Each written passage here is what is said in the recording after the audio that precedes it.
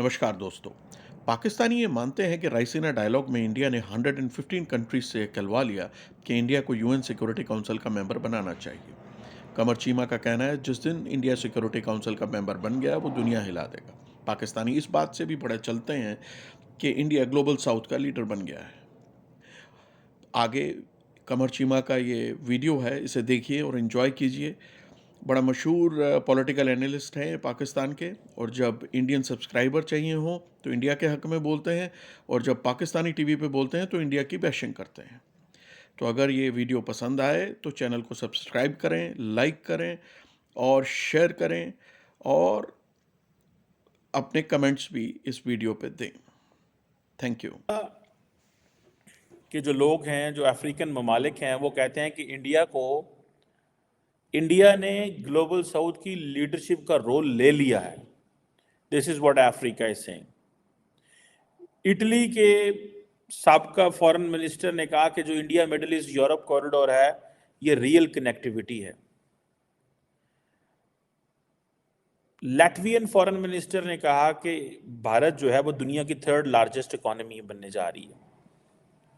Austria कह रहा है कि इंडिया जो है वो एक इन्वेस्टमेंट डेस्टिनेशन है। नॉर्वे ने कहा, नॉर्वे के डेप्टी फॉरेन मिनिस्टर ने कहा कि हमारे बड़े मजबूत ताल्लुकात हैं, so and so.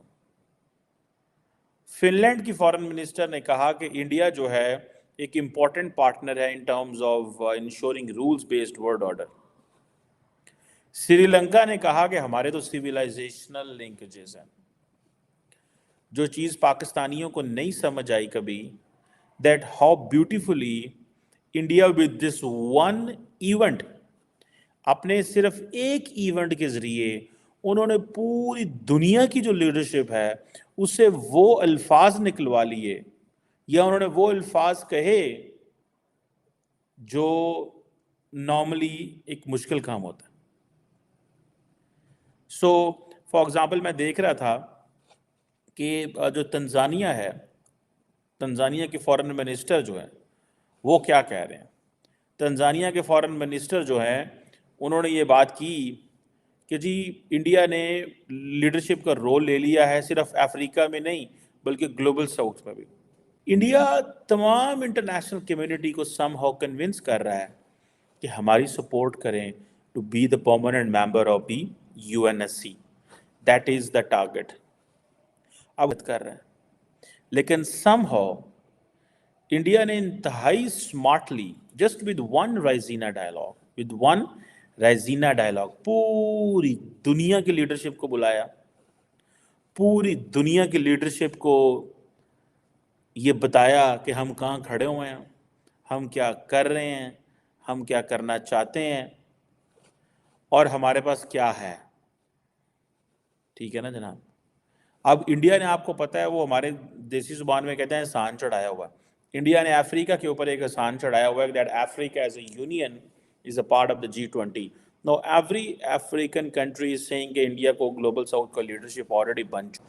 So India जब जाता है श्रीलंका में और मॉरिशस में तो ये सिविलाइजेशनल ताल्लुकात की बात होती है और कल्चरल टाइज की बात होती है।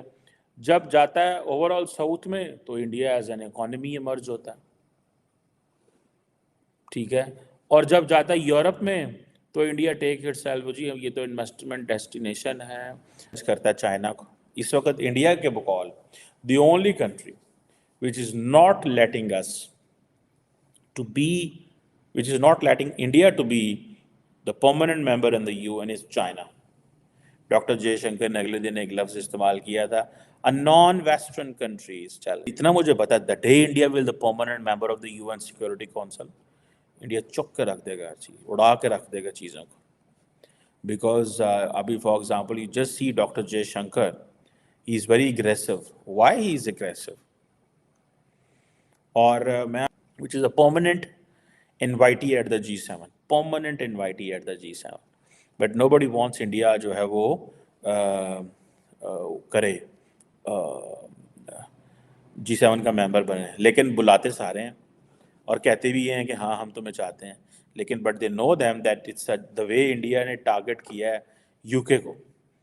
ٹھیک ہے، انہوں نے کہا جی آپ لوگ جو ہیں وہ ہمارا سب کچھ لوٹ لاٹ کے لے گئے، ہم آپ کو معاف نہیں کریں گے. پر بھارت جو ہے وہ اپنی لائن میں لگا ہوا ہے. بھارت کو ایک چیز کی سمجھ آ گئی، اکنامکلی ہم سٹیبل ہیں، ہم دنیا کی ضرورت بن گئے ہیں.